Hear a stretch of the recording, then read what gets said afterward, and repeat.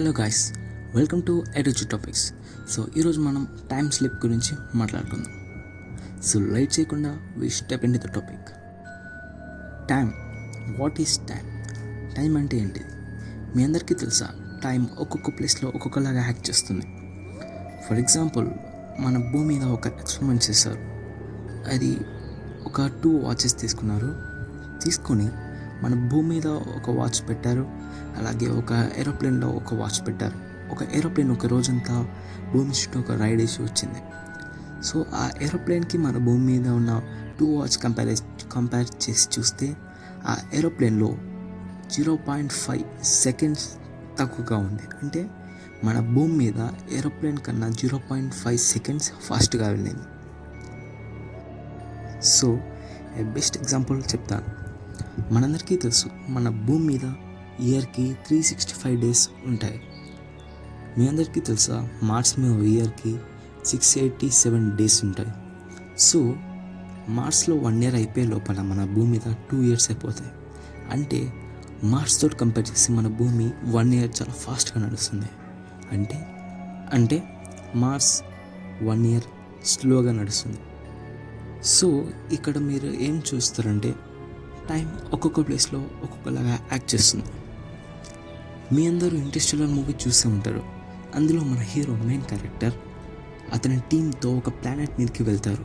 ఆ ప్లానెట్లో ఒక 1 అవర్ ఉంటే మన భూమి మీద టోటల్గా 7 ఇయర్స్ అయిపోతాయి.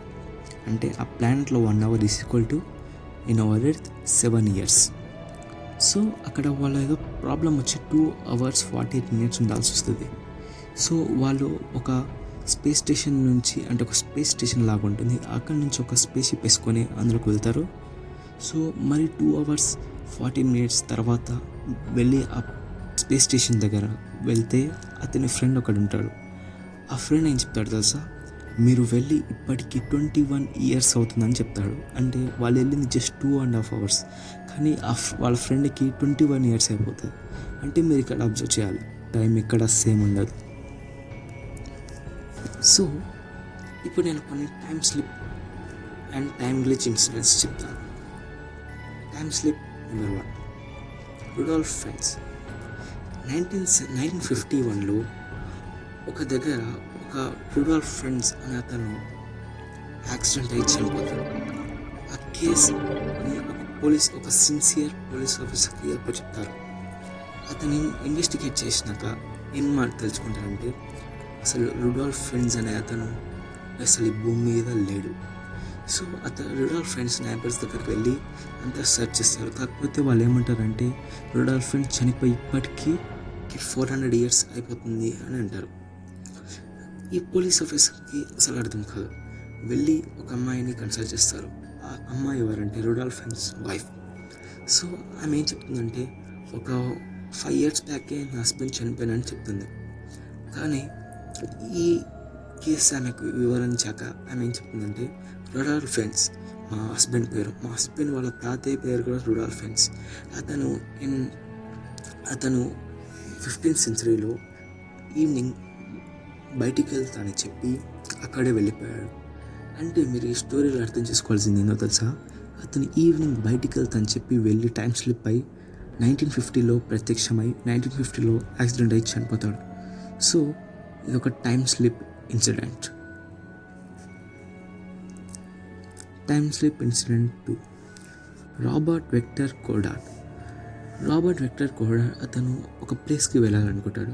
ఆ ప్లేస్కి ఏరోప్లేన్ మీద వెళ్తున్నాగా తనకు ఒక కోరిక ఉంటుంది. ఒక ఎయిర్పోర్ట్ ఉంటుంది. ఆ ఎయిర్పోర్ట్ చాలా నీట్గా ఉండదు. సో ఆ ఎయిర్పోర్ట్ని ఎలాగైనా మార్చాలన్న మైండ్ సెట్తో ఒకసారి చూద్దామని పైన వెళ్తూ చూస్తాడు.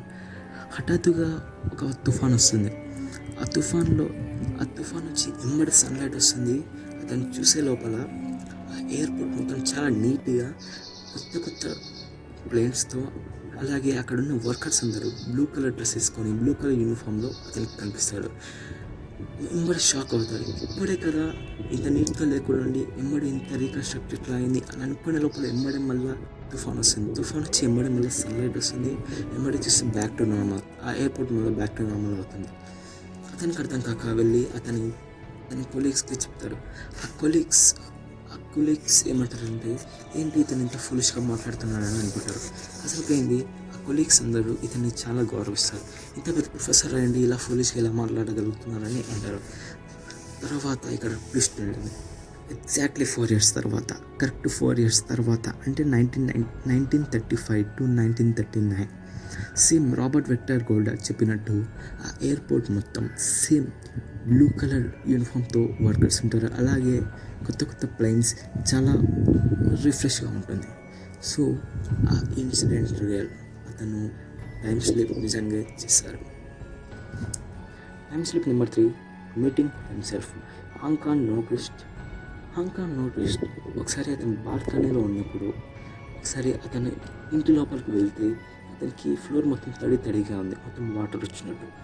వాటర్ ఎక్కడి నుంచి వస్తుందో బాగా చూస్తే అతన్ని సింక్ లీక్ అవుతుంది. అతను వెంటనే టూల్స్ అన్ని తీసుకెళ్ళి దాంట్లో చేద్దామని పోతాడు. కానీ మనందరికీ తెలుసు సింక్ పైప్ చాలా చిన్నగా ఉంటుంది. కాకపోతే అక్కడ ఏం జరిగిందంటే ఆ పైప్ చాలా పెద్దగా ఉంది.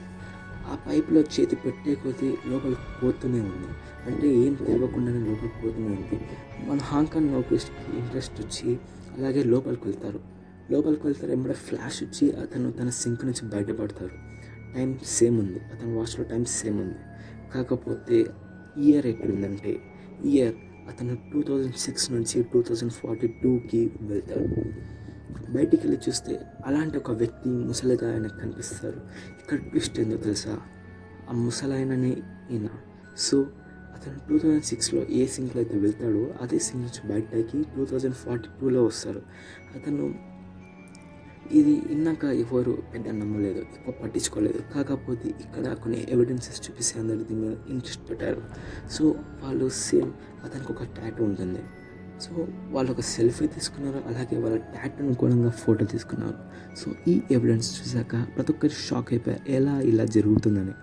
సో అతనికి గుడ్ బై చెప్పేసి అదే సింక్లో నుంచి ఇతను 2006లోకి వచ్చేస్తాడు.